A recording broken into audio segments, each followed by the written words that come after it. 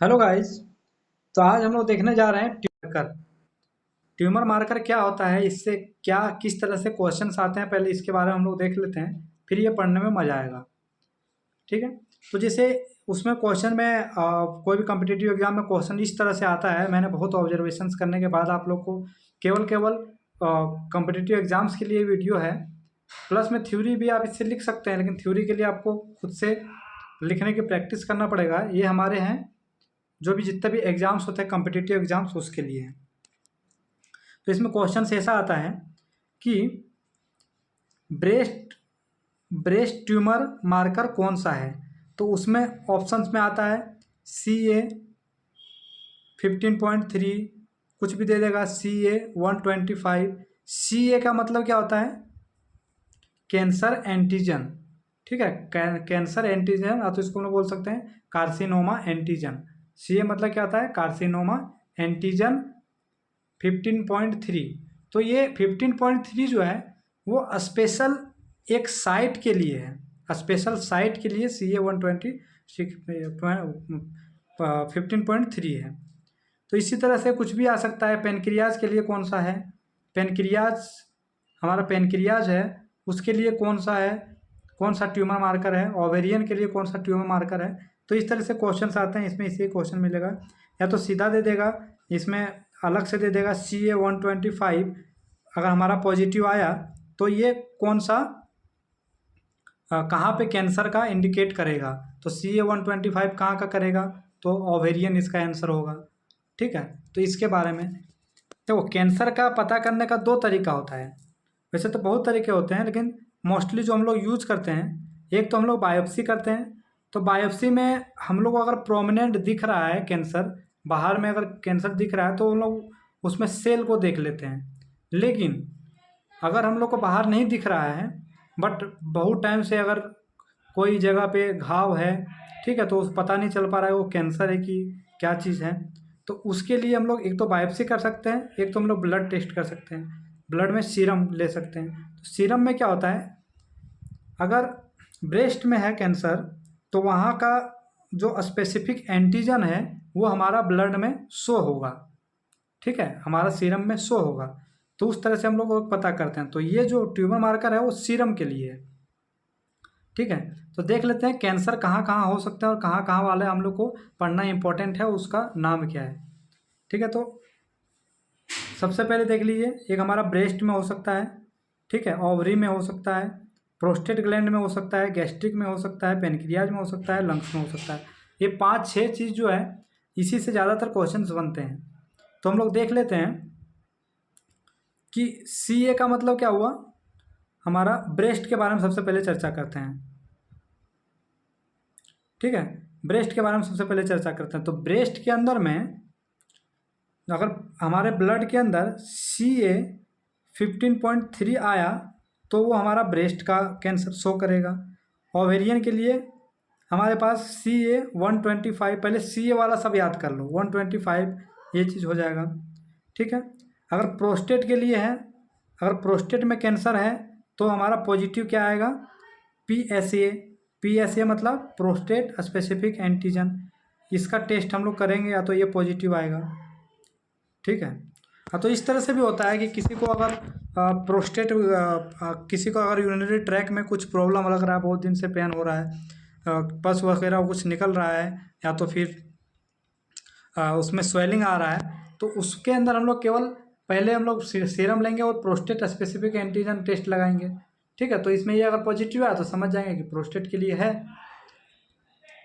अगर गैस्ट्रिक में छाले वगैरह कुछ दिख रहे हैं, बहुत लंबे समय से छाले बढ़ रहे हैं, तो हम लोग क्या करेंगे, उसका सीरम लेंगे और CA 72.4 हम लोग उसके लिए लगाएंगे। ठीक है। तो ये चीज़ याद रखना है। पेनक्रियाज के लिए क्या होता है, तो CA 19.9 होता है। ठीक है। और लंग्स के लिए क्या होता है, लंग्स के लिए सेफ्रा 21 होता है। तो ये जो जितना भी मैंने इसमें लगाया था, अंडरलाइन किया था, उसको याद करना ज़रूरी है। अब हम लोग देख लेते हैं इसको याद कैसे करें, सिंपल सा याद कैसे करें। तो मैं ट्रिक भी बताता हूँ जहाँ तक बन पाती है, आप भी अपने से खुद से बना सकते हैं। ठीक है। एक चीज़ और देख लो यहाँ पे, लीवर के लिए क्या होता है, अल्फ़ा फेटो प्रोटीन। अगर लीवर में कैंसर है तो अल्फा फेटोप्रोटीन जो है सो क्या आएगा, पॉजिटिव आएगा। ठीक है। अगर इम्ब्रियो में कैंसर है, ठीक है, इम्ब्रियो में तो CEA मतलब क्या होता है, कार्सिनोमा ऑफ कोलोन, और इम्ब्रियो के लिए भी होता है कार्सिनोमा इम्ब्रियोनिक एंटीजन। तो इम्ब्रियो में अगर कैंसर है तो ये हो जाएगा, कोलोन में कैंसर है, पेनक्रियाज में कैंसर है, तो इससे भी पता कर सकते हैं, लेकिन स्पेसिफिक है पेनक्रियाज के लिए तो हम लोग स्पेसिफिक की बात करेंगे। तो याद करने का तरीका देखिए, इतना ये आपको कम से कम मिनिमम आपको ये 5 याद होना चाहिए, ये आपको 5 याद होना चाहिए। ठीक है। तो इसमें देखिए हम ट्रिक बताते हैं आपको। देखिए 15.3 CH सब में कॉमन है, 15.3, तो 15.3 मतलब इसको 16 पकड़ लो। ठीक है, 16 पकड़ लो। तो 15-16 साल की एज में, 15-16 साल की एज में जो भी फीमेल रहते हैं, तो फीमेल में उसका ब्रेस्ट का डेवलपमेंट चालू हो जाता है। ठीक है, 15-16 की उम्र में ब्रेस्ट का डेवलप्ड है तो डेवलपमेंट चालू हो जाता है और डेवलप हो जाते हैं। ठीक है, तो इसीलिए हम लोग ब्रेस्ट के लिए हम लोग याद रखेंगे कि 15.3। ठीक है, इसी की तरह हम लोग अब पेनक्रियाज की बात करेंगे। तो पेनक्रियाज के लिए देखो कितना है, पेनक्रियाज को हम लोग P से लिखते हैं पेनक्रियाज, और 19.9 है। ठीक है, तो P को अगर हम लोग इसको उल्टा कर दें तो ये 9 जैसा बन सकता है। ठीक है, 9 जैसा बन सकता है। तो इसी तरह से हम लोग क्या याद रखेंगे, पेनक्रियाज के लिए कौन सा होगा, P से इसका उल्टा कर देंगे तो 9, तो 19.9 जो है सो पेनक्रियाज के लिए है।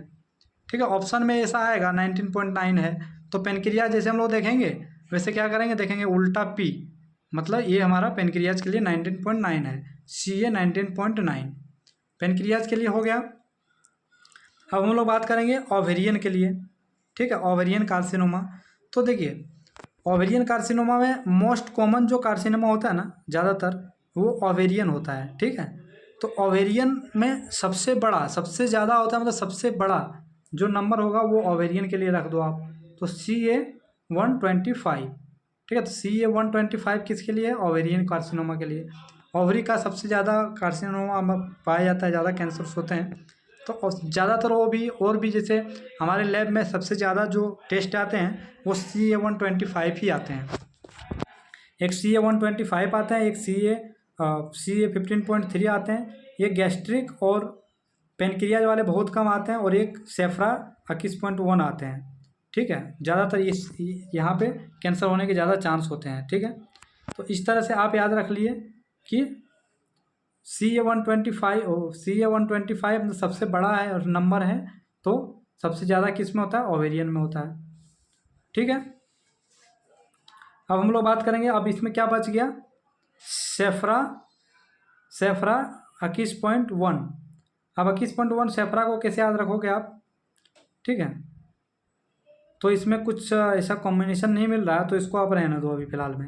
अब 72.4 कार्सिनोमा, तो ये हमारा गैस्ट्रिक के लिए होता है। ठीक है, तो इसको आप लोग कैसे याद करेंगे, देखिए गैस्ट्रिक है तो इसका pH कितना होता है, हमारा ब्लड का pH कितना होता है, 7.4 होता है। तो ब्लड के pH से हम लोग कोरिलेट करेंगे गैस्ट्रिक के लिए। ठीक है, इस तरह से आप याद रख सकते हैं, आप जैसे भी याद रखना चाहो, लेकिन ये आपको 5 चीज़ याद रखना बहुत ज़रूरी है। ठीक है, अब देखते हैं नेक्स्ट वीडियो में, अभी के लिए बाय बाय। और एक चीज़ इम्पोर्टेंट सूचना है कि आप लोग को जिस टॉपिक के बारे में बहुत ज़्यादा डिफ़िकल्टी लग रहा हो उसके बारे में आप कमेंट करके बताइए, तो उससे क्या होगा, हम उसके बारे में डीप स्टडी करके आपको एक शॉर्ट नोट्स प्रोवाइड करवाएंगे। ठीक है, हम पहले भी बोल रहे हैं कि हम जो जितना भी लैब टेक्नीशियंस की जो है उसके तैयारी के बारे में ज़्यादा ध्यान देते हैं। थ्योरी का क्या है, थ्योरी आप कहीं से भी पढ़ सकते हैं, वो थ्योरी पढ़ना एक बहुत उलझन जैसा होता है, उसमें मेन पॉइंट क्या निचोड़ लाना है वो हम इस चैनल पे आपको देंगे। तो आपको अगर अच्छा लगा होगा, इससे कुछ अगर आपको मिला होगा प्रॉफिट, तो आप बिल्कुल सब्सक्राइब कर सकते हैं और लाइक भी कर दीजिए और कमेंट भी कर दीजिए। Okay, thank you. अभी के लिए।